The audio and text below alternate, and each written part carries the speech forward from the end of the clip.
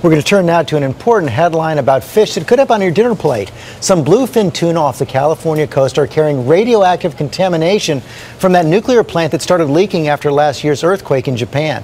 ABC's Lindsay Davis here with the details. Good morning, Lindsay. Good morning, George. Researchers admit they were not expecting this. In fact, this is the first time such a large migrating fish has been shown to carry radioactivity so far. And the scientists involved say the results are unequivocal that Fukushima was definitely the source. Researchers are calling the finding startling.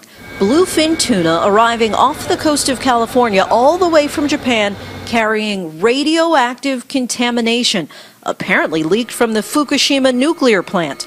We were quite surprised, but there it was. Researchers from Stony Brook University made the discovery about 5 months after last year's quake and tsunami. The fish had all made the 6,000-mile journey across the Pacific to the U.S. The scientists assumed the radioactivity would have been long gone by the time they arrived because big fish like bluefin tuna, which can weigh more than 1,000 pounds, would typically shed radioactive substances easily. But what they found were levels of contamination 10 times higher than amounts measured in previous years.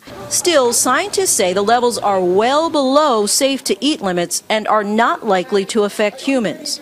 They imagine that the consumption of these tuna would be far, far below the radioactivity that you would get from, for example, one dental x-ray. There are other radioactive foods that we eat on a regular basis: bananas, Brazil nuts, carrots, green leafy vegetables, and we're still seeing levels that are below levels of concern even in those foods.